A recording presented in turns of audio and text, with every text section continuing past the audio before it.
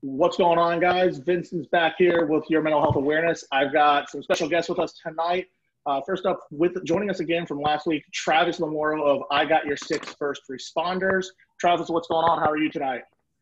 Good evening, everyone. So the next guest, nice to see you again, Travis, by the way. Next guest we have on is going to be Allie, who's here to share us her story. Allie, how you doing today? Good. All right, thanks for joining us. And with us from Go Figure is Amy Vandegrift. Did I say your name right, Amy? Yes, thank you. Good. So how are you? Thanks for joining us. How you doing? I'm good. Thanks for having me. Yeah, absolutely. Thanks for coming in. So, we want to kind of just real quick, let's recap. Travis, you and I talked last week about, suicide, depression, anxiety. We touched on substance abuse, right, and addiction, basically. And something was brought to my attention. I actually had somebody reach out to me, and they had asked, hey, look, we talk about substance addiction and substance abuse, and we all kind of our brains tend to go towards drugs, right? So cocaine, the meths, whatever. But their point was that it's more than just that, right? It can be alcohol. So I know you and I had talked last week. So if we want, just real quick, let's recap on that. So what would you say as far as like an alcohol as a substance abuse? Oh, yeah, definitely. Especially depending on what your job is. Because if you get urine test, drug test, obviously you're not going to be doing the cocaine, the marijuana. So what's legal that's out there? Alcohol. And I was never a big drinker before, but it felt damn good after a crazy shift, knocking down a bottle of vodka or Jack Daniels. Right. So one thing just led to another, and it just got to be like an every night thing. So it doesn't have to be just drugs. It can be alcohol. It can be any of those, any kind of substance. Yeah, so I think that's the big thing, right? We want to make sure that people know that it's, like you said, it's anything that can have that's addicting. So whether it's prescription pills, whether it's, the cocaine, meth, whatever, fentanyl is a big one, right? Alcohol. So, it's not even like you're addicted to it. Right. Like I thought I was alcoholic, but when I went to rehab during the detox phase, I didn't have the withdrawals. I didn't have the shakes like some people do. Because once I started working on my mental health, I had no desire to drink. I was drinking to numb and to get away from all the depression or the anger, just to kind of like ignore it. Like if I drink, I'm usually happy or I'm numb and just kind of drink myself till I pass out. So it's not always you're addicted to it, but that's your self-medicating. So let's use that, self-medicating. When you would self-medicate, share with us if you don't mind. When you started to come out of that, after you kind of drank yourself, till you passed out, when you started to come back to and started that sobering up process when you were waking up, what was that process like for you? How did you, feel? Oh, extremely depressed. I get prescribed Adderall. So once I eventually get out of bed, and it helps having the dogs too. Otherwise I'd be in bed all day. But them crying, wanting to go outside, it gets me up. Now I'm up. And I'd pop my Adderall, and I would know how to like kind of fight the hangover, what to do to prevent the hangover for the next day. And I was still functional during the day. I would take care of everything I need to take care of. But once the nighttime came and I was done with everything, it was like my treat. Like, yes, I got to drink now. So that was my excitement. And I would tell people like, no, I'm not drinking alone. Technically, I wasn't drinking alone because I got the dogs with me.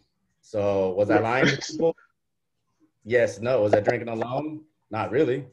You found the technicality. You found that gray area where you could say it and you thought it was okay. You justified in your mind. So you mentioned that you have what, 2 dogs, correct? Well, I got 3.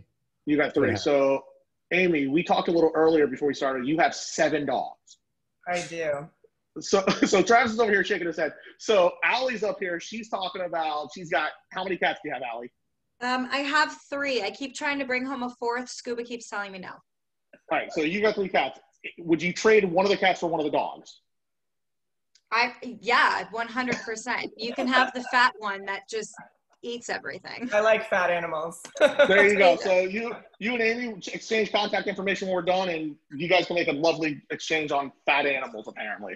So with you, Amy, let me ask you, kind of not to throw you out there and put you on the spot, but Travis just mentioned you know, with the dogs, he always had to kind of get up, had something that he had to do, like that responsibility we'll call, right? Mm-hmm. You have 7 dogs. Correct. So what's a day in the life, a condensed version, right? So I know you are, right, a personal trainer, a nutritionist, you own your own company, you travel to meet clients as needed. You've been doing this for, you know, you told us of quite a long time. I won't say 19 years, yeah. There you go. I'll let you say that. So you've got 7 dogs. How is running a small business, being self-employed, and 7 dogs? What's the effect you're having? You just do it very carefully. So resources and tools, always. I've always enjoyed working for myself because it leaves me a flexible schedule, so I can come and go back and forth. I also have an office and treatment room in my house, so I can see clients here as well, which makes things a little more convenient and kind of keeps me closer so that I can take care of them. And I also pay a guy Diogo, who is a good friend of Travis's as well, who comes out and does training and takes care of the dogs if I'm not able to. And I've got 2 other people as second row backups to that. If I need someone else, they have keys to my house and they know what to do. So they come in and, you know, do what needs to be done if by chance I'm not available to take care of them or take them out or things like that. So you just make it work and find ways. So, you know, you talked about you have somebody there in case you need it, right? Yes. So Allie wants to take some of your dogs from both of you. So there you go. If any of them ever back out or something happens, Allie, you willing to step up and help take care of dogs? Hands down. And I come with Scuba. He loves dogs. So I love it. You guys are in. There you go. You got your backups, guys. So Allie, I want to talk to you in a minute here, but, you know, really quick, just so everybody knows, I'm sorry, I'm looking at our Facebook feed right now and seeing some things come in, and I got an email that just popped up for us, so we'll talk about that in a little bit. But Allie, you wanted to come on. We had talked. I reached out to you. I saw you had posted something on Facebook about, and we talked a little bit earlier about anxiety and depression, and that you've been coping with that and battling that for quite some time. So we definitely want to talk about that. So before we get there, though, Amy, I want to wrap up with you with this one last thing.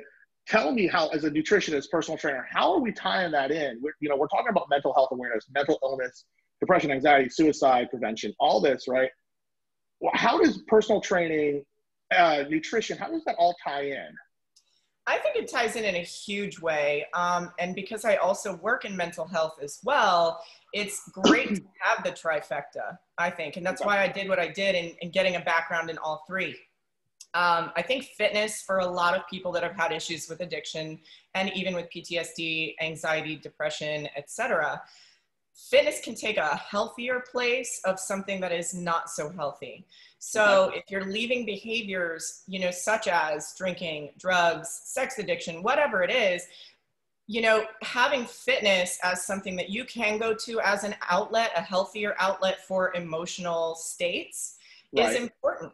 And I know a lot of people that have really turned their lives around, and some that have even become professional athletes because they've gotten into certain sports or outlets that are physical, because it gives them that way to process through the emotional states that they have going on in their minds or in their bodies at those times, instead of resorting to negative resources, you know. So it's a really good thing. Taking care of your body and taking care of your mind kind of go hand in hand. So. So Travis, I want to give you a chance. What would you say? Anything you want to add? You agree, disagree? What do you think with what Amy just told us? You know, what kept me going for so long was the working out. I do my workout during the day, so I have my evening free, and then walking the dogs, getting out and about, that helped. So I truly believe physical fitness, and we touched upon it a little bit last week. It could be any kind of fitness. Go out walking your dog. Like you said, you walked your dog, what, 2 miles? Yeah, about 2.5, 3 miles last week. Just like it was nothing. Just didn't want to go, and I just ended up going. So absolutely agree. You know, I can agree more with the two of you. Physical fitness is big. Travis, before we shift gears here with Allie, you have your podcast, right? I Got Your Six, IGY6 First Responders. Right. I know that you last week you touched on that you were dealing with some things, court dates and whatnot. That's, you know, all been taken care of, settled behind us now, right? So when can our viewers, our listeners, our followers, when can they expect the next podcast to be released from you? And what are some topics you think you're going to touch on? I'm off Friday, so I'll recap the past episodes, kind of give a briefing of what I've been going through, why I went on a little break, and then I'll touch up on what we've been doing on Zoom, and then kind of talk about the upcoming guests. So it's just kind of like a recap, a trailer into the season 2.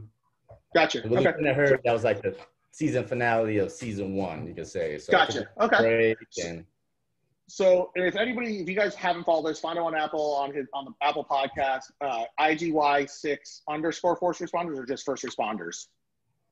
I followed it and I can't even remember it. It's I got your 6 first responders, and I got my official website up and running now. So all right, so let's plug that. What is your official website, Travis? So it's IGY6firstresponders.com. It's very user friendly. It has information for the clothing site, the podcast, and like a little photo gallery of I started the IGY6 bike club. Yeah. Anyone that rides bikes, I mean, they can represent the logo, working on the t-shirts, but that's just been, I got told after Halloween. Okay. So, all right. So far some great information. Allie, let's get over to you. So we had talked earlier, right? We mentioned that. So before I get into this, we have to make sure we give this disclaimer. Legal teams have made sure that we say this. Guys, remember, we are not licensed medical professionals. This is not to be considered professional medical advice in any way whatsoever. If you are experiencing an emergency, please contact 911 and your medical professional right away. That disclaimer said and out of the way. Allie, thanks for joining us tonight. Thanks for having me. Of course. So I'm happy that you and I were able to connect. Obviously, we have mutual friends, but seeing your post the other day on Facebook prompted me to reach out, knowing what Travis and I are working on, and really just trying to spread this mental health awareness. Your post was, I gotta be honest, when I saw the photo that you attached with that, I lost it laughing. So for those of you who don't know, Allie is recently engaged to a buddy of mine, Scuba Steve, who is a great guy, known him for a long time. Allie is a phenomenal person. She keeps him grounded. And in true scuba form, Allie, got very real with us and got very raw on her Facebook post, talking about her battles with depression and anxiety and how you've been dealing with that for a long time. And the photo is Scuba with a beach towel wrapped around his neck like a cape with his board shorts on. And of course he hikes them up. So you see his very pale white legs. So pasty. Yes. Okay, so I'm going to try to find that photo, Allie, or if you can share it with us. But I want to get that photo out there because I thought it was a funny photo. I think it was a great way to help your mood, I think, right? You had said it. So talk to us, you've been dealing with depression and anxiety for a while. So what's kind of changed for you? What's worked for you over this time frame, and if you don't mind sharing, how long have you been having to cope and battle?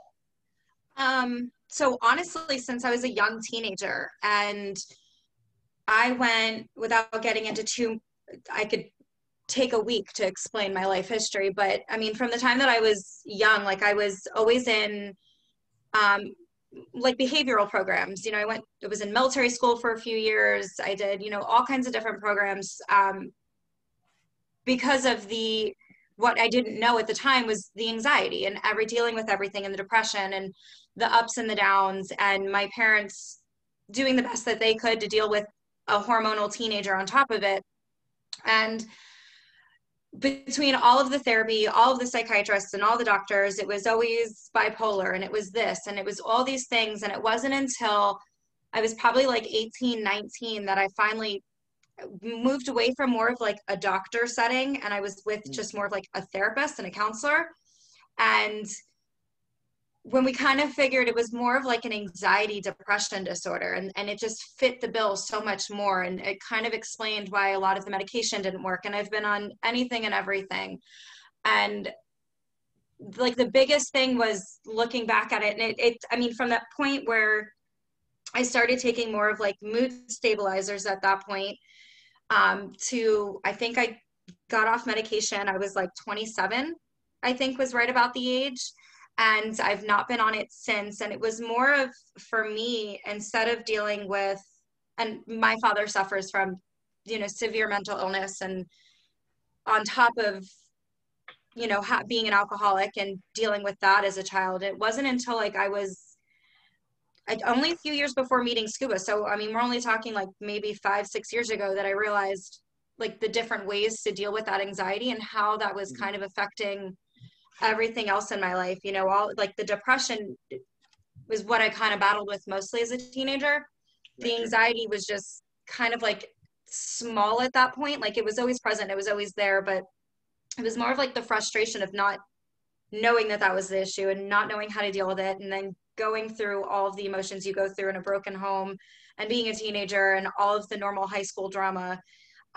So it was just kind of, it's been recent that I've kind of felt like I have a little bit of a grip on it. And there are plenty of times, especially recently, where I kind of tend to lose a little bit of a grip on that. But it's more of just like finding like the balance for me. Cause like for me, the medication was not a fix. The medication was a Band-Aid, and the Band-Aid just kind of created more of an issue because it wasn't fixing the problems. So it's kind of been a little bit. Okay. So you're doing better now, right? Yeah. Like, I mean, I have my moments, Sure. you know, sometimes more frequently, but definitely in a better place. Good. For sure. So I got to ask, Amy, she started talking about, you know, seeing more of a therapist and instead of that, you know, going to that medical doctor and just, you know, this is what it is, and having that therapy where you can actually talk openly. You're starting to nod your head. You're agreeing with her. What are your thoughts on that? I have great thoughts on that. I think, so there are, and this is the big thing that I think is important about you guys doing what you do, Travis, and you, Vinny, as well, getting more information out there about what is out there for resources and help. So you have traditional talk therapy, which I think is great. I've been through much of it myself in my history, my background, my story. And you have alternative practitioners and practices as well. And that's a little bit of like what I do. I think a really harmonious blend is finding what works for you, which is exactly what Allie did, which is great. Try it all and see what works for you. You may need a combination of things. You may, you know, start with one, progress to another, and graduate from there. There's a lot of different ways and combinations that can come of all of it. For some people with specific issues, or I hate to label things as traumas, but for specific types of trauma, talk therapy may cause more harm than good. So there are other alternative practices out there that help you go through things without having to go back into that traumatizing experience and relive it over and over again. So there are options out there, and that's what I think is important. You know, so you got to just find what will work for you, and that just, it's a journey, you know. I mean, look at her talking about the period of time and the different doctors and practices and things like that. And I've been through stuff like that as well. I've seen many different people. You know, you find what works for you over that journey of things, and, you know, figuring out your own formula. You know, she's saying that we went to this guy and this diagnosis nailed it. This made sense to me. This was it. It connected. And that's what it's all about, is it's really about your own understanding of what you have going on. Right. So whatever way you associate with that is what you need to connect with. You've got to find the right practitioner that can help you make that connection. Everyone is going to be different. So. Okay. Travis, anything you want to add to that? What do you think? I mean, Allie you got pretty deep with us, Allie. So, you know, we appreciate that. But, you know, Amy touched on it. You definitely got to find what works for you. And I agree with that. Travis, anything you want to add? Anything you might, for whatever reason, you know, open forum, but anything, would you add anything, take anything away, agree, disagree? Yeah, there's nothing that's going to work overnight. It's all going to be a slow fix. And like Amy said, this may work for one person, may not work for you. We got to keep trying. Initially, I didn't want to take any meds or pills or anything. I'm like, I'm fine. I'll just handle it. I'll deal with it on my own. I'll just stay busy. But it wasn't the case. I was in a really good relationship, and she was very understanding and wanted to help me, but I was just so hard-headed and just made the relationship miserable with my emotional roller coaster. It's just like, I'd get mad over the littlest thing, and I couldn't help with all this rage. It would never be abusive or anything like that, but I'd be mad, and I'd just shut down, and I'd cancel plans. And I'd be mad for days over something so little, but I couldn't help being mad. Right. And it wasn't until I lost her after 3 years on and off that I decided, all right, I can't live like this. I gotta go get help. And then being put on the pills that the VA hospital gives you, it's just like, those side effects may be worse than fixing you. So you got to try a different combination. And it wasn't until about 3 years ago, I got on the right combination that helped me, didn't fix me, but I was able to at least leave my house, at least hang out with people. When before I would just stay home all the time. So if this doesn't work, you got to keep trying until the right thing. That's what I tell people. I'm like, this is what I take. It helps for me. But talking to other people, they said, oh, I've taken that, but I had bad nightmares and I gave me the bad sweats or this and that. So it may not work for you, but you got to keep trying. You got to trust the therapist. You got to trust the psychologist, and you always got to be honest. Right. No, I think you guys are absolutely right. Allie, I saw you nodding and agreeing with Travis as he was talking about, past relationships. Do you mind sharing? I mean, it looks like you got a thought on your mind. You agree. It looks like you were agreeing with them. What's going through your mind about that? I went through a very similar kind of like experience.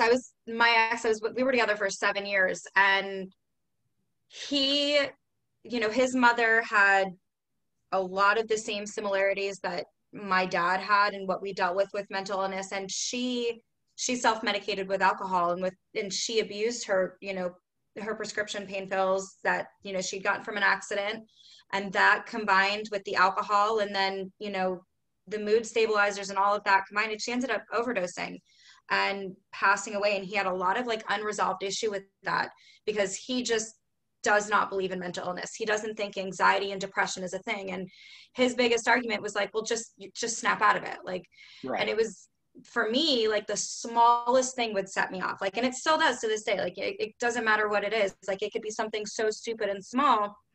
And for whatever reason, like the mood swings are the biggest thing. And I would have such big struggles, and he just didn't understand. And it ended up like, for me, like it was, he had a lot of the same issues as his mom too. And he was on a bar stool every day. And that alcohol addiction, he pulled me into it. I was sitting right there next to him. And next thing you know, I'm in a bar every single day. And being a bartender, it was so easy. And it wasn't until, and he actually, in the beginning of our relationship, insisted that I not be on any medication, told me he'd leave me if I was on it, and he insisted that I'd get off of it. And it wasn't like a weaning process like they recommend. Like, it was just like cold turkey, like no more anxiety medication, no more depression medication. And it like put me in like this really horrible downward spiral. And trying to like deal with it holistically, he didn't like any of the holistic options that were being presented to me at the time, from whichever source, and like nothing seemed to have worked. And it kind of, it just downward spiraled. And then I, started seeing scuba while him and I had been separated. And it was almost like ruining everything that scuba and I had. And I saw myself in that downward spiral, repeating all of these things that I'd had in my last relationship. And it almost like triggered me because like it was like PTSD. All I could think about was like how negatively my last relationship went, and how it not only did it enhance the anxiety and the depression and all of the struggles that I did, but it just brought back everything in like a heavier force.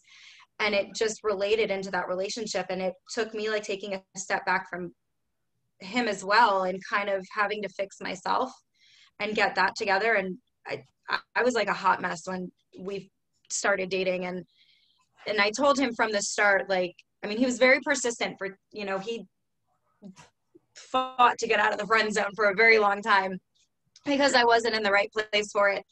And when I finally gave in to him, like I was in pieces, and I was upfront and I was honest with him, and with everything that I'd gone through with, my family life, everything I'd gone through from that relationship of 7 years. And he kind of like, he put me back together, and he was that perfect combination of mix with medicating myself the proper way, and then having like a good, consistent, happy person to help support you. It was like the perfect combination You have to like find, I mean, just like how Amy said, like you have to cocktail it together. It's not just one particular thing sometimes. It's finding the right balance of what's going to work from you from like the medicinal side and then also from like the therapeutic side. So it was kind of like a good combo. Yeah, and I think that, you know, you guys all make great points, right? So one of the things that, people have talked to us about, Travis, you and I talked about it last week on our last video.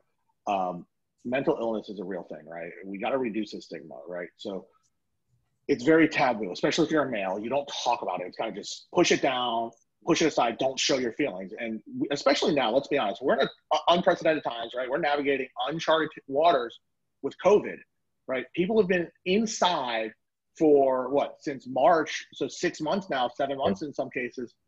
It's hard, you know. So Travis, you had talked about with us last week. You were very open with us, and we appreciate that. With suicide, one of the things I think you and I think we can all agree on this, right? Is suicide isn't the answer, right? I'll tell you flat out, it's never the answer. But I think we can all agree that we all belong here, right? We all are meant to be here for a reason. We have something to bring to the table. And the world's a better place with all of us in it. Regardless of who you are, the world's a better place, right? Suicide's not the answer. So Travis, you were very open again last week in that last video. What are your thoughts? I mean, I hear people talking about suicide's the only answer. That's their out. What would you tell them? To pick up the phone and not the bottle. There's too many times I didn't pick up the phone. I'd pick up the gun, pick up the bottle, pick up a knife, and just contemplate. And so when suicide starts crossing your mind, yeah, you're hitting rock bottom, something bad happened, it's the easy way out. But what stopped me before the time I actually did it was just, it passes on to your family and friends. Like, you're free from all the hurt and what's holding down and making you suicidal, but now it's a little bit passed on to each of your family members and friends. So you just gotta look who's in your close circle and just talk to someone. I mean, my main thing with starting this whole I Got Your Six is it's okay to talk about it. You can still be successful. You can still live your life. You can still be open about it. You're still going to have friends. It's not like, oh, you have mental issues. Yeah, let's not hang out with him. Don't give him a call. We're not going to hang out with him tonight because he's depressed or he has anxiety. So I'm going to tell my story over and over again. Every time someone new hears it, and it's just like, it's okay to have mental issues. Yeah, okay. You have to take some meds. That's fine. But you're still able to function, have fun, live a life, not be suicidal, not be dependent on alcohol or other drugs. You can still live your life. You can still be healthy. You can still go work out. You can still do physical activities, go on vacations. It's fine. It's mental health. It's common nowadays. Yeah, it's real. Yeah, it's definitely real. And, we're all here. We all have a story. Everybody's fighting a battle we don't know about, right? So we talk about it, and you'll hear people, right? They'll talk and they'll post, oh, even if you can just, smile at somebody, you'll never know what kind of difference it makes. And as cheesy and corny as it may sound, the truth is it's real, right? You could hold the door open for somebody and they could just be going through the worst time ever, and you open the door and hold it for them to walk in first before you, and it changes their entire outlook on their day, right? So we see those things. We see just small impacts, right? So it's that age-old rule, just be kind, right? We live in a world where we very quickly forget what it's like to be kind to people. And when somebody is kind, you're almost taken aback, So all that said, I will tell you that, Travis, at least I know I am, you and I were connected by a mutual friend. Amy, you and I had to have crossed paths at some point after our conversations we've had. Probably. And I've known Alec for a while, So I think that, obviously I'm happy that all three of you are still here. I'm happy that everybody's still here. And you're not letting your mental, and let's call it what it is, your mental illness get the better of you. Everybody has a meaning. I'm happy you guys are all here. Travis, I do want to ask, because this was a question I got from some friends when I was out the other night. They said, look, I got your six. We're seeing that all over. It's a hashtag you're using it, in your stuff. You're working with this guy, Travis. His podcast is called I Got Your Six First Responder. What is the meaning behind I Got Your Six for those that don't know? Yeah, I didn't make up the saying. It's been around for a while. But six it's like a military cop terminology.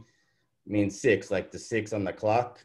Okay. So 6 is behind you. If you're in the middle of the clock, you're facing 12, and 6 is behind you. So I got your 6 translates to I got your back. So Okay. basically, my company means I got your back. And the semicolon that comes in front of it, on some of the websites, it wouldn't allow me to put the semicolon in front of it. But that's very important because it's suicide awareness. That's what a semicolon means. Because a period, that means the sentence is ended. But if you use a semicolon, it doesn't mean the sentence is ended. It doesn't mean your life's ended. So that's why it's the turquoise. Okay. And the red is for the suicide awareness. Or and I'll throw this out there. So those of you that don't know, and I don't know, Allie, and if you were aware, so we are actually in National Suicide Prevention Month. Last week when we shot our video, Travis and I shot the video, it was actually, it's a whole month, but then they take one specific day and make it National Suicide Awareness Day, to where they post the American Foundation for Suicide Prevention, the national helplines. They post their information out there. They want you to reach out. There's a lot of resources to be had and that are available. So don't be afraid to reach out. So that's one of the things, I wanted to talk about that for that reason, because suicide's real, right? We're all impacted, like you said, Travis, right?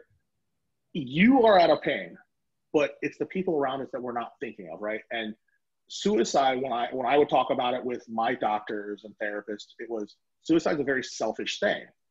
We alleviate our own pain, but we put that pain on everybody around us, right? We don't think about those people. So I got a question for all of you, and whoever wants to answer first is fine. I want to switch gears a little bit. Travis, you and I talked about this, so we all have a group chat for those of you that don't know us. And one of the things that we brought up was about rejection. So somebody watched another influencer and motivational speaker talk about this, and the topic was rejection. They asked us, what does that have to do with mental health? What can that do to your mental state? So let's talk about rejection for a little bit here. Who wants to go with it and talk about how they believe rejection, good, bad, and different, will affect our mental health, our mental state? Amy?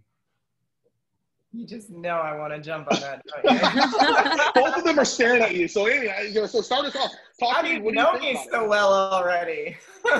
I mean, yeah, that look like, call on me. Yeah, you had that little look in your eye of like, hey, I want to go first. What is it? So Amy, kick it off. What do you think? Listen, so rejection, and it can be rejection in any format. I tend to chunk up, but I go general with the big picture with a lot of things, is what that means. Okay. That it creates negative emotional states. So those negative emotional states, your interpretation of those and how those are all going to manifest and play out is going to be different for each one of us individually. Some of us may be seriously triggered by things in that process of going through those emotional states, those negative emotional states. And it can trigger you to a point that you may feel like you can't get out and you get stuck. You can't get out of that negative emotional state because of being triggered in that way. We've all had bad relationships, rejection in those fronts and things like that. We've had probably issues in career. It could be really anything. You get your hopes up and your expectations, which are future resentments. We got to be careful with those, because then we leave ourselves open when we do face a rejection to falling into some really deep negative emotional states. How we deal with those negative emotional states is everything. And if we're not well equipped to process that information, then we can get into tough spots. And that's where it relates to mental health in a really big way. If somebody really desperately just needs love and faces a serious rejection, do you think they're going to feel like they can go on the next day, the next minute, the next hour? When they're basing their entire value system, their identity, who knows what, off of this principle, and then facing a rejection can feel like it takes all of that away, and then they don't even know who they are anymore, or why they're doing what they're doing, or what they are doing, or how to do anything else. And I mean, it can really just continue farther like ripples in a pool outward from there. So it can be a serious issue. What do you think, Travis? So Travis or Allie, what do you guys want to, one of you chime in? Or What do you guys think? Travis is real quick to pass that off, just so y'all see that both times now. It's true though, because rejection, it's not just, I feel like it's not just a relationship. It's not just friendship. It's your job. It's everything. It could be rejection from yourself. It could be it affects your confidence. And the second that you lack that confidence in yourself and that you no longer feel like you're on top anymore, it kind of just downward spirals, and it anchors you down, and it's not a good feeling. And you start, and especially if if you tend to be like me, where I'm that anxious person that overthinks every single detail, you overthink everything. And then what could have been something really, really small that isn't like you've been rejected, it just didn't work out right now, or it's just not going to happen today. Like all of a sudden everything is failing and nothing's going your way. And it could be, like for me personally, like, whether it be with like my dad not wanting much to do with us, it kind of just triggered me and set me into a motion of picking a man that was just like my dad, and that man didn't want me. And it was almost like it made me so codependent.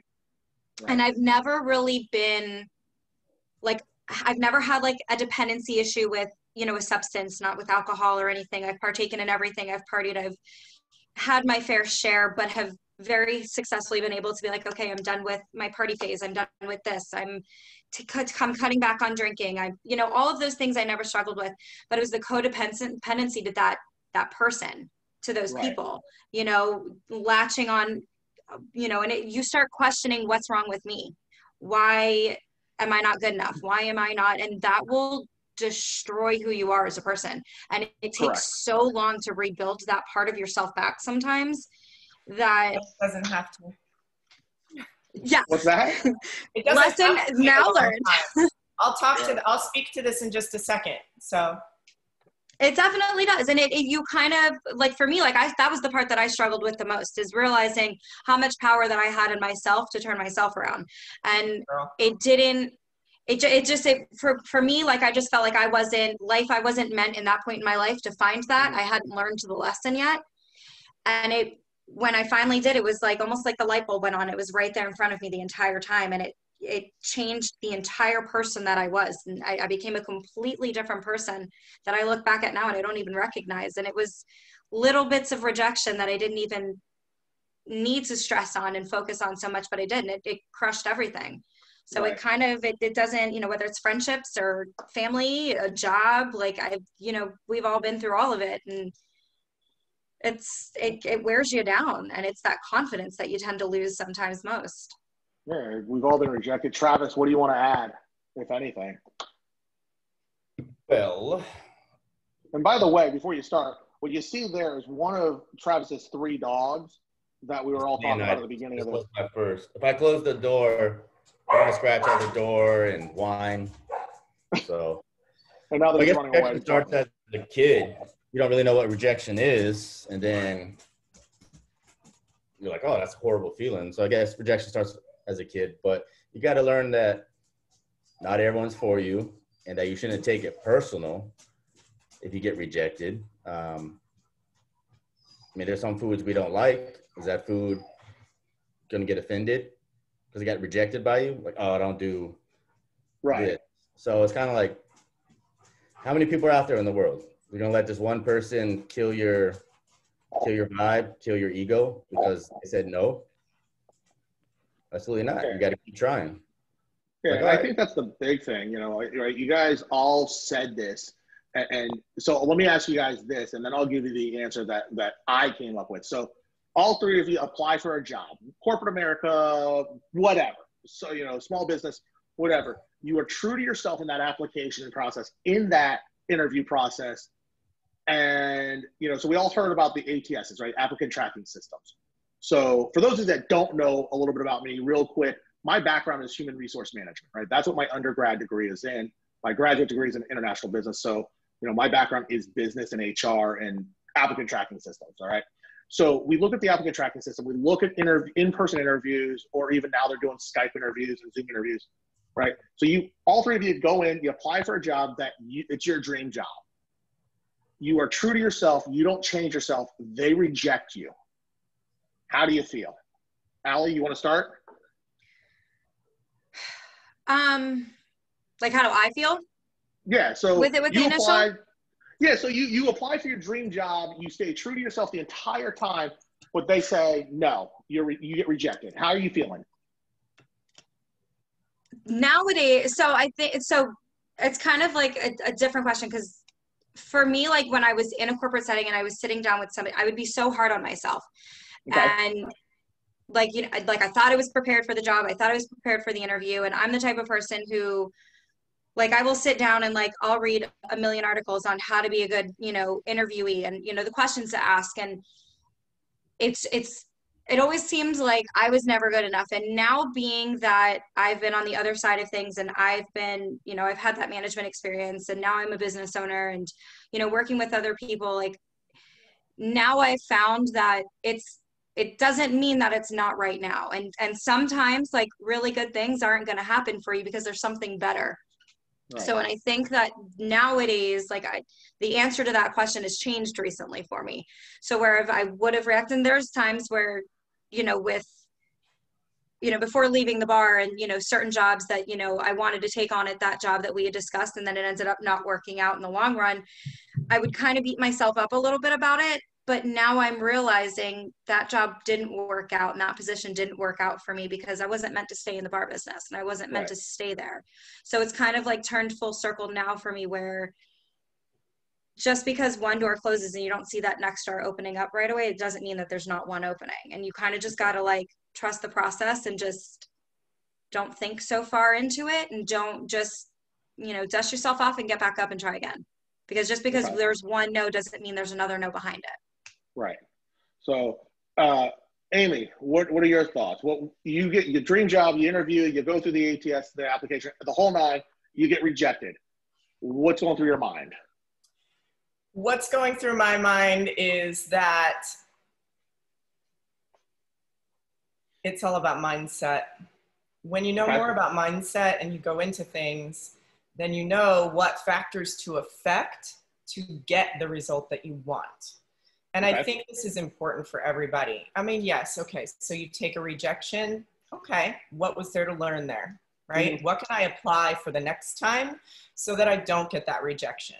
You know, maybe I need to work on myself so that I go in there and nail everything as much as I can. The power of manifestation in your own mind is a huge and powerful thing, you know? So I think it just lends to a lot of introspective work. Where you can gather a lot of information. There's a lot of information there to be had. What you choose to do with it or lack thereof is truthfully on you. It's your choice. It's your decision. It's all on you. Everything's all on us at the end of the day. So we're either looking at things and we're taking them and we're applying them and we're learning and we're growing and we're gaining and we're getting better, or we're not. In which case then, are we constantly having the same things happen to us in life, or are we kind of in a way causing these things to happen to us? We just don't want to look at it that way. And there's some power in that. There's some real power and some self-acceptance that has to happen in realizing that and saying that. Because if you don't want to face repeated rejections or anything on a negative plane, what is there to be learned and applied? What can you do for yourself in those situations? In order to not get those same results again, right? So Allie's up there nodding her head viciously in agreement. So I agree with what both of you have said, right? The mindset's one thing. Travis, you apply for your dream job. You have the interview. You get the rejection note, letter, call, whatever it is. You get rejected. What's going through your mind? Well, initially applying for different police departments. Like after the academy, you go through the process, you think everything's going good, come down to the last interview, you get a letter that that they're no longer looking at you anymore, you've been denied or whatever, but they won't tell you why. So you put all that work, it'd be a couple months, you know, processing with this agency, and now you got to start like ground zero again with another agency. Right. So it took me about a year to finally get hired, and I got hired with West Palm. And during this time, the economy wasn't the greatest, so these police departments were only hiring like 1 or 2 people, and they get hundreds of applicants. But still, it's just like a blow to the nuts. You're like, man, I got to start all over. Then you start doubting yourself. Then you start doubting the career. Maybe it's not for me. And then I was thinking about just going back into the military. I'm like, if I'm not getting hired at the police department, this is what I want to do. I don't see myself doing anything else. Guess I'm going back into the military or being a contractor overseas. So you guys just don't give up. Don't let one little hiccup ruin your drive, your goals. Right. Maybe that didn't work out for you. Like that dream job, you think it's your dream job, maybe you got denied for a reason. Right. And I think that you're right. You get denied for a reason. Al, you touched on it. Just because one door closes and the next one doesn't open up immediately. Amy, your point of mindset, it's all about mindset. You're going to get this information. What do you do with it or don't do with it, right? So all three of you made a good point. So here was the scenario that was presented. That exact scenario was presented to me. And they had said to me, well, what if I would have changed one thing about myself so I fit that company's mold? Because it's my dream job. My exact response was the same as this influencer. It was, I'm going to say it, excuse my language. My exact response was, fuck them. Who cares? You got rejected by one fucking person who's looking at a piece of paper and doesn't know shit about you, right? So your mindset, the door, you have to look at the glass half full. I don't care what that one person said. I'm going to stay true to myself, right? All four of us agree on that. You got to keep going. Yeah, Travis, it is a blow. It hits hard. It stings. It hurts like hell, but we keep going. Take the information we got. If they give us feedback and we apply it, but don't change, right? And that was the point I was trying to make to that person that asked me that. And it was, if you change, how happy are you going to be with yourself, you know? So that's up to you to decide that. It's all up to you and what you want. Correct. And that's the thing. You have to decide what you want. Maybe what you want really changes. I mean, there's nothing wrong with that. But are you willing to change? So let me ask you this. You say that. Are you willing to change who you are, your principles, your person, your being, to get that one thing when one person told you no, when you can move on to another company and have your same dream job? Everybody's different, and that's why it comes down to what do you want? And do you want to do all that? Do you want to change your values, your beliefs, your behaviors, your identity in order to have something different? That's up to you to decide. It's up to every individual person to decide, and there's nothing wrong with that per se. I mean, that's your choice. Correct. So, no, I'm not saying there's anything wrong with it. Right. And let me be very clear. I'm not saying there's something wrong with that. What I'm saying is, as long as you stay true to who you are and you did what you wanted to do and you went in there, yeah, the door closed.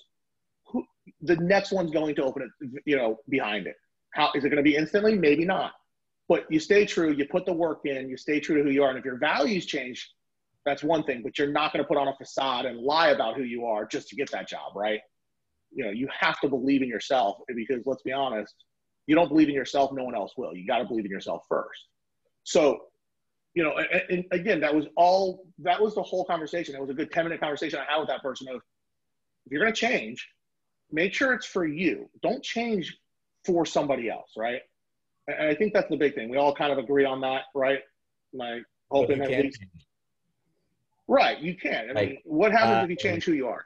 After a girl out that I like, and she rejects me because I'm not tall enough, how am I going to change that, Amy? Say, well, you got to change it. I can't change my height. That's all right. Travis is having fun tonight. That's all right. I'm going to let Travis have some fun tonight. Let's be honest. Amy's going to put you in heels is what's going to happen, all right? You're going to be wearing these 6-inch stilettos. Allie's going to come over with a video camera to watch it fall. I'm so down. I'm so down. She'll be playing with the dogs. Let's be very clear on that. So, you know, I want to try to – so if you make the right connection, your height shouldn't have anything to do with it. Just saying. Some people – you would think, but apparently that's a big connection. So I mean, Jesus. So here's one. I want to touch on this real quick, right? We talked about a lot of things when it comes to mental health, right? Depression, anxiety, suicide. So, you know, we're very open, right? No judgment, completely judgment-free zone. God, I sounded like Planet Fitness when I said that. God awful. So first of all, on a real quick tangent side road, how do you go to a gym that gets you to sign up by giving you pizza? Whoa, whoa, whoa. I go to Planet Fitness and my favorite part is walking out of the gym and getting my Tootsie Roll. Don't mess with my Tootsie Rolls, okay? It's my favorite part of my workout. But you're having an after you walk out, so the sugar's good because it spikes your insulin. But they're actually like passing out pizza to get people to sign up. Like, listen, because you're going to eat that pizza, you're going to feel bad about it, and then you're going to go join the gym. Yeah, I'm probably just gonna eat the pizza and leave. If I'm being honest, that's just how I am. Mine never offered me pizza. Where's my pizza? I need. You went to the wrong one, apparently. Clearly. So we talked about that. You know, Travis was open with us about his suicide. You guys don't have to be, but I'm gonna ask anyway. Have either one of the two of you, Allie and Amy, have either one of you ever thought about or even attempted suicide yourselves? Mm-hmm. You have, okay. I attempted suicide. I had someone save my life.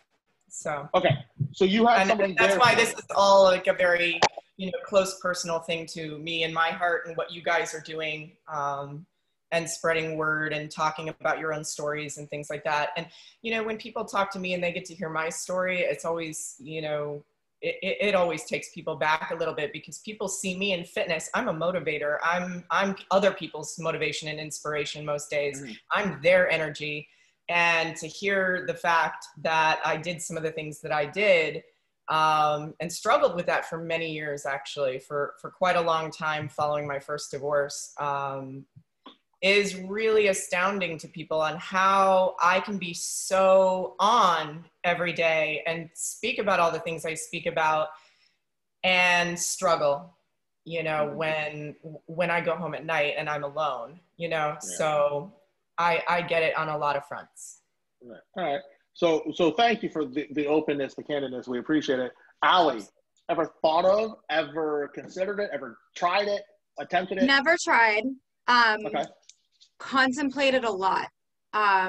Mostly when I was younger. And I was a cutter as a teenager, and my mom thought for sure that that's where my mindset was. And it wasn't so much of that I wanted to, because it was every time I would think about it, never wanted. I love my life and I'm very happy with it, but sometimes that depression over this, whatever it is that's affecting me at that moment, was just like crushing. And it was kind of just like, it would be easier if I didn't have all this pressure on me, and it would be easier if I didn't have to deal with it. But I've been fighting to not deal with it, and it won't go away. And maybe that was the only option. So there was a lot of contemplation with it, and never actually followed through, thankfully. But the thought of it was there. And then the thought of the thought being there was even more scary than the thought of actually wanting to take my own life, because it was getting to that point that I didn't expect myself to get to that low, and never, and it was always, you know, and I've over the years, I've unfortunately lost far too many friends to suicide. And being at that point where, you know, you're in that moment and you're like, you know, I don't understand, like I could never do that myself, until then all of a sudden, well, actually, yeah, I've contemplated that. So I've never actually attempted, but there have been, you know, moments where, you know, there was, you know, not necessarily where I'd be partying too much, and it would be like, okay, well, I'm just having a really rough time and I'm trying to use my partying as an escape. And maybe if I just, you know, take, you know, one more step further with my partying, and then if it happens, whatever, you know, it was kind of just more of like, how far am I going to push myself using my distraction, and, you know, contemplating what if it just, you know, what if I just partied too hard this time and didn't wake up this time? That thought more of so, not necessarily like, okay, I'm just going to swallow this, you know, handful of pills and then that's it. I don't have to deal with the stress and the pressure anymore. All right. So something was said to me. So I follow some doctors and physicians all over social media, and I talk to one of them fairly regularly, a few times a week, just kind of bounce ideas off of. And her response was, you know, her thoughts on anything mental illness is, a lot of times, yes, medications can work, you know, talking can work, but a lot of times it's people want to feel that they've been heard, right? That somebody's listening to them, that somebody, if they picked up the phone, somebody's just going to listen there, sit, you know, be there and listen. I mean, do you guys tend to agree with that, or do you think it's not that simple? I think sometimes, yeah, because there were sometimes, you know, over time where like there'd be situations that I didn't need an answer for it. I didn't need a solution. I didn't need somebody to like counsel me through it. Like sometimes I needed almost like venting. Like I just Okay. needed to know that somebody heard the struggle I was going through. You know, I Right. could like, I'll figure it out or I'll do whatever. But it was comforting to know that there was somebody there that just heard, that just listened. So sometimes Okay. I feel like that sometimes can be therapeutic in itself. Yeah, it's good. Amy? I'm a bit different because I'm not a talker and I don't want to talk about it, honestly, ever. That's fine. Just being honest. Everybody's different. Yeah, coming from my experience and going through the things I did, and you know, and that's what got me into the things that I do now. I did major intervention and work with a practitioner, and the reason you know, that everything saved my life and literally turned everything around for me, because I had done traditional talk therapy. I'm not knocking it. You know, I had done medications. I've all of it. I mean, you name it. The reason I was able to finally turn things around, and this kind of goes to just everybody trying different things and finding what works for them and all of it, which is why I love that she touched on that before. I found neurolinguistic programming and hypnosis and different alternative, you know, practices that did not require me to go back in and specifically speak about traumatic experiences because I'm not a talker. So I can talk a little bit about things. I'm much better about it now that I have my mindset together and things like that. And that I've been trained in certain things. And also being trained in those things, it's not about the story. It's about the structure. And what I mean by that is, it's not about all the finite details. It's about the structure of how you think and how you process your emotions. And in reorganizing, tweaking, or re-strategizing that structure is how you can find real relief from serious emotional traumas, PTSD, and everything else. So, and that's why I think it's awesome that there are so many different things out there that I know about now, and why I think it's important to get the information and resources about those things out to people so that, hey, if per se you're struggling and you're not a talker, who should you go to? Where should you go? You know, things like that. If you are a talker, great. Or if you need both or whatever it is. I think it's just important to find, you know, those things that work. But some people don't want to talk about it, don't want to revisit it. And, you know, the traumas are different on different levels. So. Travis, what about you? Have you ever felt like it's just you just want somebody there to hear you? You just want to feel that you've been heard, not necessarily that anything's wrong, right? Like kind of what Ali said, just to be somebody to be there so you can vent to, that open ear, or are you more like Amy or somewhere in the middle? I never talked about my problems. Like, I was a great listener. People would come to me with their problems, and no one knew that what I was going through, the suicidal thoughts, the depression. I never talked about it. I just kept it to myself. But when friends were sad, they'd call me. I talked to them, no problem. But it was like, do as I say, not as I do type thing. Like, I wouldn't even take my own advice. I would tell people, you know, to reach out, this, and that. But here I am struggling with that. So I would never reach out. And a lot of people that I've been on quite a few suicide calls, and it's the ones that no one knew that actually commit suicide. They don't talk about it. There's some that will call 911 and, yeah, I'm staring at a knife. I feel like killing myself. When in reality, if they wanted to, they would do it, or they try to attempt it and not talk about it. They just need someone to talk to. So my favorite calls were the Signal 20 calls, which means mentally ill calls. It's like, all right, they need to talk. Let's see what their issues are, especially when it's veterans. Because they won't relate to you, or they want to talk to you. If you don't have a military past, they're not even going to open up to you. They can get real aggressive towards you, get annoyed with you. So I'd come up and they'd ask me if I was in the military. And I'd tell them, like, yeah, I was in the military, did 5 years, 6.5 months overseas. I struggle with depression, anxiety, anger. I go to the VA hospital, see a psychiatrist. I'm on these medications. And they're like, oh, okay. And then I end up taking them to the VA hospital, get them Baker acted. You know, they're under control, they're calm. And So I've seen different types of mental issues when it comes to suicide.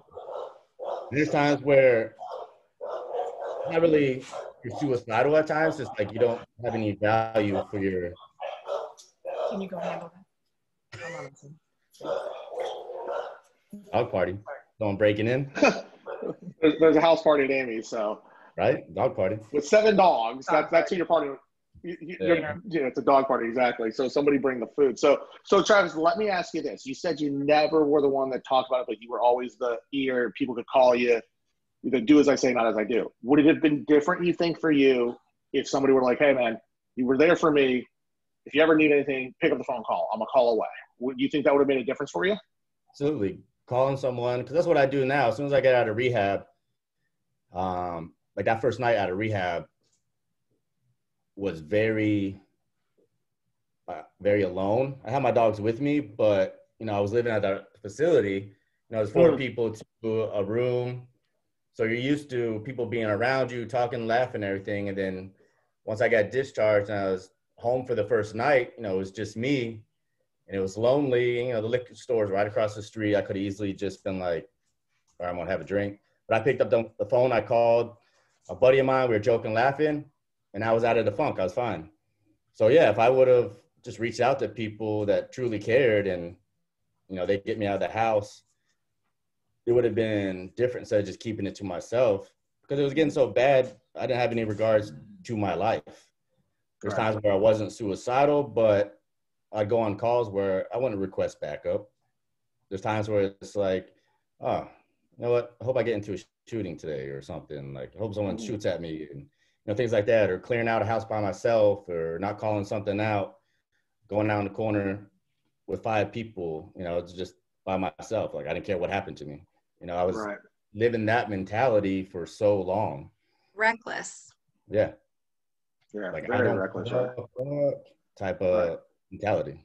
If I like. So, yeah, I mean, and right. So it's reckless. So your mentality has obviously changed. You're doing something that's for a great cause, first responders.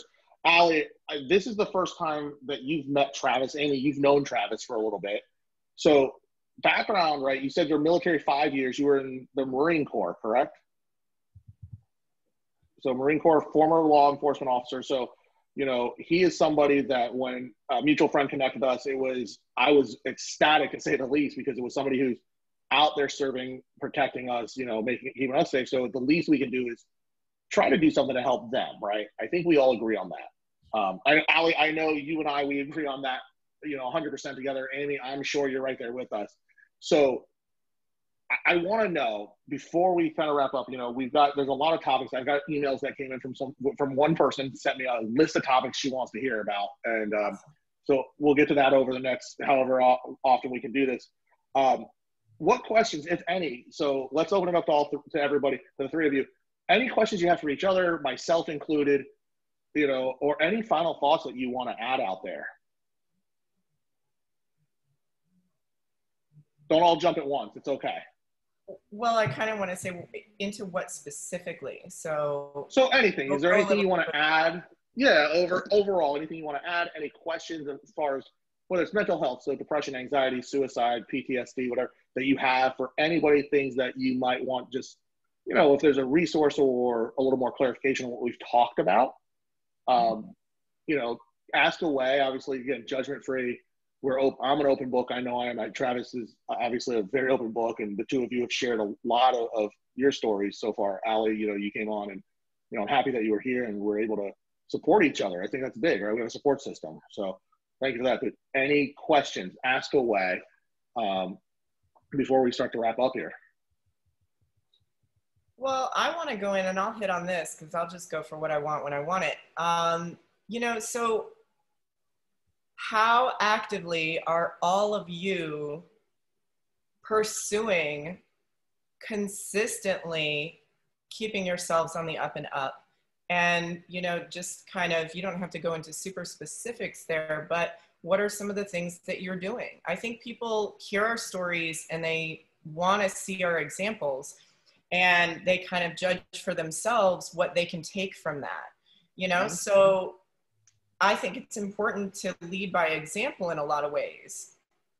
And, you know, so I do things daily to keep myself up. They may not be the same things every single day, but, you know, what are all of you doing? What's some of your best practices? What's some of your, you know, daily, weekly, whatever it is? How often are you doing it? And what are you doing?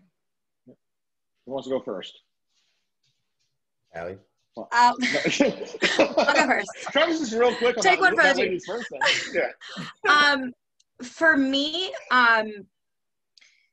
like one of the biggest things is self-care, and whatever that means to you. I'm obviously, like, I'm in the beauty industry as a hairstylist, and sometimes for me that's just, you know, like the fact that, like, and I'm not like a huge makeup wearer, I'm not like one of those over the top kind of girls, which is sometimes odd in my business, but on those days where I wake up and I'm just not feeling motivated, and I feel like it's a struggle to get out of bed sometimes. And, you know, sometimes it's, you know, doing a full face of makeup and just, you know, maybe I just really look good about myself. And, you know, because what you feel on the outside sometimes is how you feel on the inside.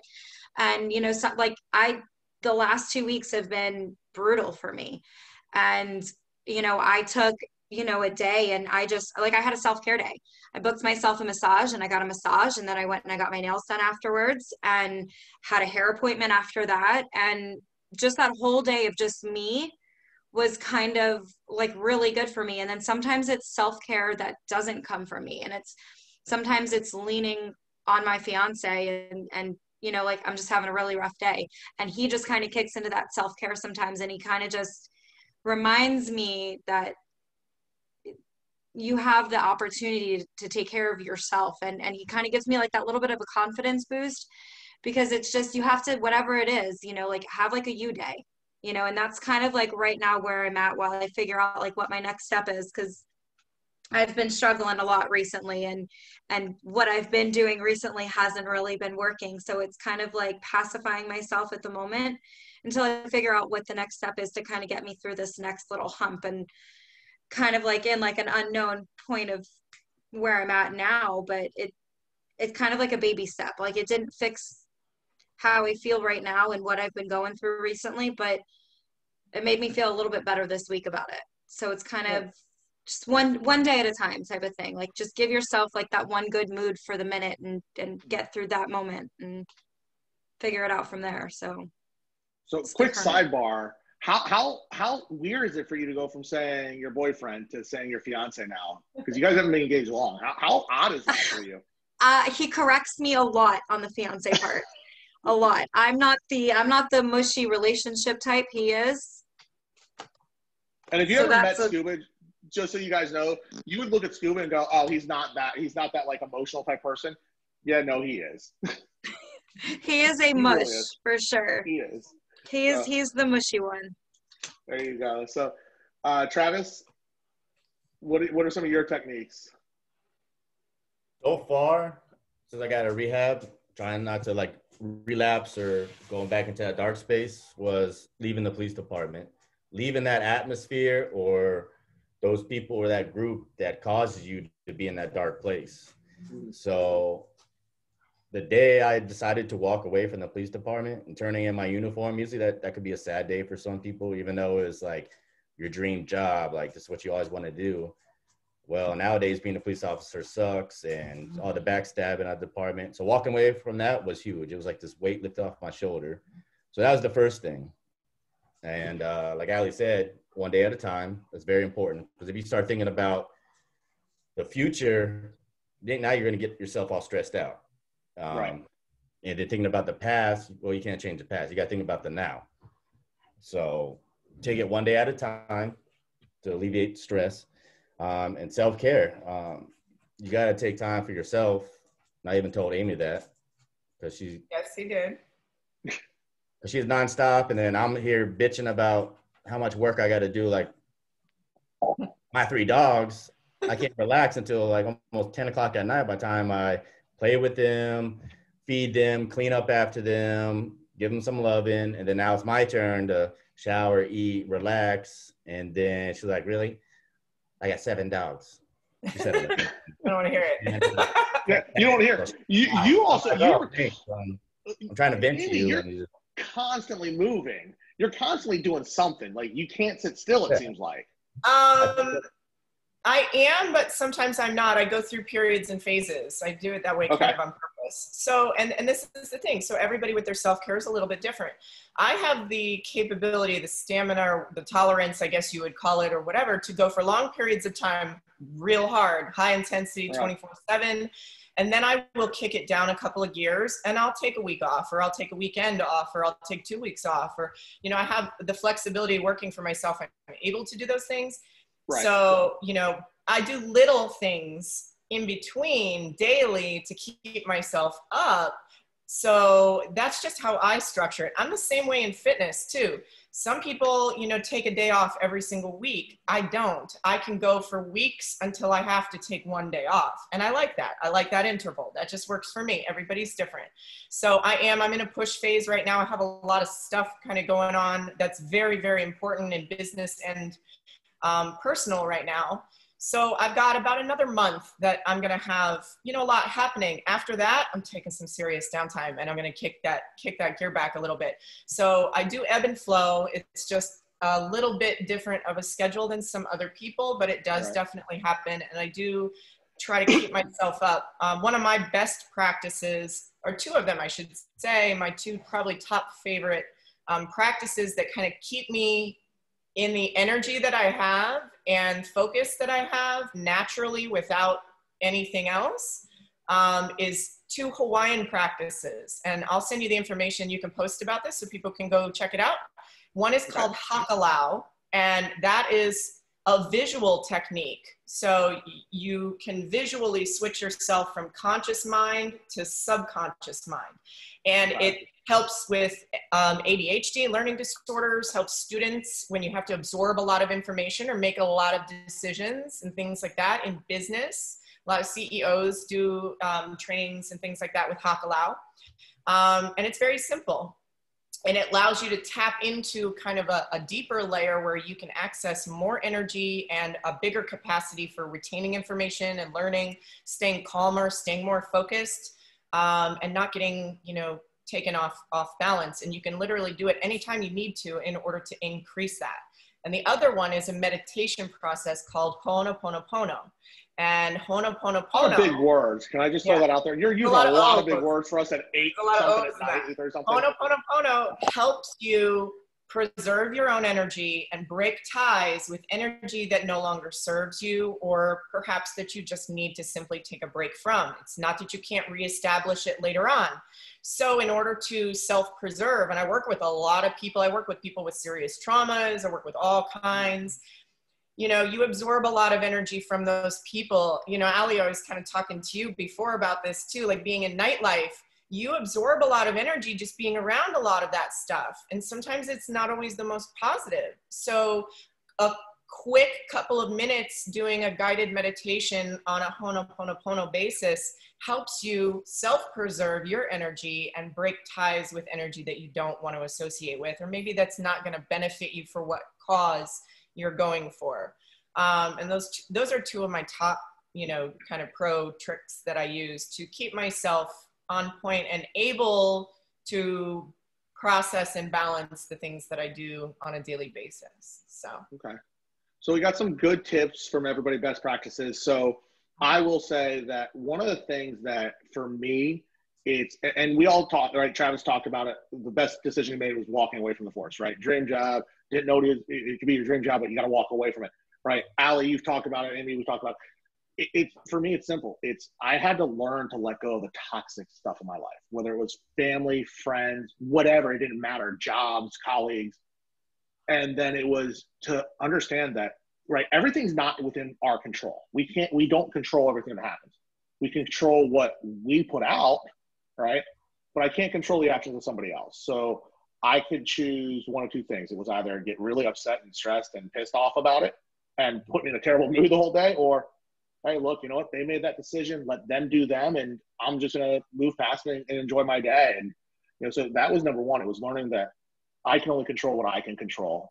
And you know, yes, I'm still working on it, but anything toxic, it's gone. You know, it's slowly moving out of my life. And one of the things that I will say that has helped me when I'm having an anxiety attack, right, Alex? So you talk about anxiety and depression. You know, if I have a depressive mode or an anxiety attack, a really bad one. Something I do is I actually take an ice cube and put it under my tongue, because then I don't chew it, but two, it calms your heart rate down because you're cooling yourself. So heart rate has to settle down. The other one, it sounds really weird. We try counting our breaths, right? So you inhale and we'll say 1, exhale 2. Force your mind to do something else. So when you start your breathing technique, what I've done is I actually start counting on my exhales. So the odd numbers are on the exhale, on the out, and it forces my brain to think about what I'm doing, and it calms me down. But then it's the biggest thing, right? What are we grateful for? I think we posted that the other day. We want to know what you're grateful for. That's a big one. Talk to me. Tell us what you're grateful for, because that's what's giving me purpose to be here and continue. But then it's just my support system. It's whoever I can go to. For me, it's my wife and, anybody that we connect with. And you guys, obviously, we all have a story. So final thoughts from any of you that you want to throw out there before we wrap up for the night? So never give up. Don't quit over the first mishap. You got to keep going, because once it works out for you, it's going to be rewarding. So, and value the people that are there for you, the ones that are reaching out and checking up on you every day. Sometimes it may seem annoying, but at the end of the day, they're the ones that truly care, seeing how you're feeling, just a simple text that they're sending out. So, and be that person that checks up on other people as well. They're been laid off because of COVID or something, check up on them, keep your mind busy. So you keep your mind busy, then you're not sitting there thinking about being depressed or your anxiety. So pick up a new hobby. Just, you got to stay busy. Yeah, keep your mind active. I think Allie? paying it forward, doing these things, like, in a way, what each of us truly does, in speaking about what we've been through and how we've made it over the hump. And, just sharing that to others, look at these cool formats that, you guys are able to spread this word and pay it forward to people. If you affect and save one life, it's worth it. Hands down. 100%. So 100%. That's paramount. What value can you ever put on someone saving your life? Right. Exactly. So I think that's just amazing. And I think that's why life gives us these struggles. And like I said this to Vinny, it's like, for the longest time, I always questioned, like, why can't I just like shake the feeling? Why can't I just like be better? Why can't I feel better? And it's kind of like maybe I wasn't meant to be perfect with my emotions. Not that anybody's perfect, but I wasn't meant to be like in control and have it all together, because maybe I needed to go through this to help somebody else. And, like with you guys, like this is probably the most, and I'm open with everything that I've gone through, but this is probably the most that I've openly talked about it with people, because it is a little bit of like an awkward conversation sometimes, especially with people who don't understand. And just this last hour or so has been incredibly like healing for me. Like, I feel so much better now than I did an hour ago. And you kind of got to like know your worth and know where to put yourself, but more, not just for yourself, but for the people around you. Because like you said, like one person, it makes a difference. Sometimes talking to that one person can change somebody's entire day, entire life, their outlook on everything. So it makes a big difference. Yeah, and it's not a being snowball afraid of it. effect. Yeah, I mean, look, it's a snowball effect. You touch one person, hopefully that person pays it forward, right? So we talked about that. I mean, you touched on that. So the one thing I'll leave everybody with is Travis, don't give up, right? So if you don't know who he is, great sports figure, Jim Valvano, died 30 years ago almost of cancer. And he left the world with 7 very big words, an impactful statement with just 7 words. And it was, don't give up, don't ever give up. And we got to remember that as bad as things are, and we always want to say, oh, as bad as it is, somebody always has it worse. But let's be honest, right? If they have it worse, why can't we help them? And it's a matter of, to Travis's exact words, don't give up, keep going. So, with that said, guys, I want to thank everybody for coming on, sharing your stories. I hope to see you guys in future videos.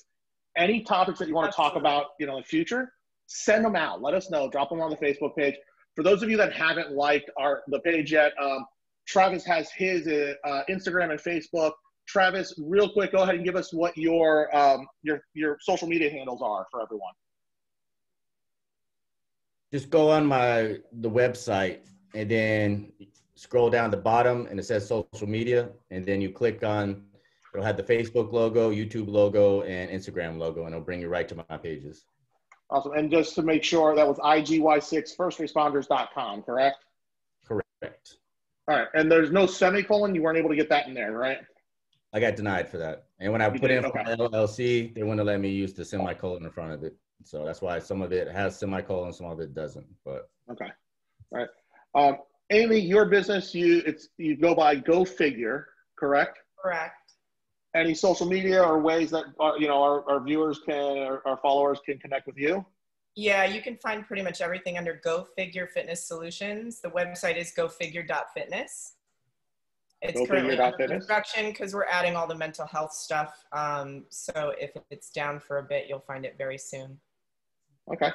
And then Allie, you talked about you work in a beauty salon. You are a hairstylist. So for those of you, especially anybody who's going to be having a wedding, shameless plug for Allie, who's getting married here in a little shy of a year, right? What do we got? 9 months left. She'll be 8 months. A married person. 8 months. 8 months, and she'll be a married woman to a good friend of mine, Scuba, who I love. He's an awesome guy. I love him to death. You are Hair by Allie Jade, right? Mm-hmm. Yes. How can our viewers, our followers, how can they find you on social media? So on Facebook, it's Hair by Allie Jade. Oh no, sorry, it's Allie Jade Hair on Facebook. And then I mostly use Instagram, though. I'm hardly ever on the Facebook page, but on the Instagram, it's scissor_me_timbers is my handle for Instagram.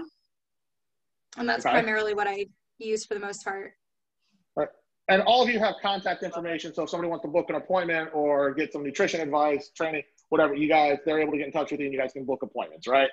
Yes. Awesome. So look, for anybody else who hasn't liked my page, it is Your Mental Health Awareness, Inc. Yes, we had to spell it all out. We had to put it out there at the advice of our legal team. It was, so at the advice of our legal team was creating the nonprofit. They said any social media, follow your full legal name unless we filed for a fictitious name, a DBA. Quite honestly, it doesn't make sense for me too. We are waiting on our nonprofit status to come back. It's going to get even longer for you, Amy. If you have questions, thoughts, you want to drop us an email, it's yourmentalhealthawareness@gmail.com. So it's all spelled out, yourmentalhealthawareness@gmail.com. If people want to remain anonymous with any topic suggestions, thoughts, whatever, just drop in that email that you wish to remain anonymous so we don't say your name. And we'll talk about your topics on upcoming videos. So guys, again, thank you for joining us today. A little over an hour and a half here. So we'll get this up all across social media, including the YouTube channel. When you guys see it, feel free to share it. If you haven't hit like on all of our social media, hit it up, hit like and follow us all. Guys, have a great night. Thanks for joining. Night.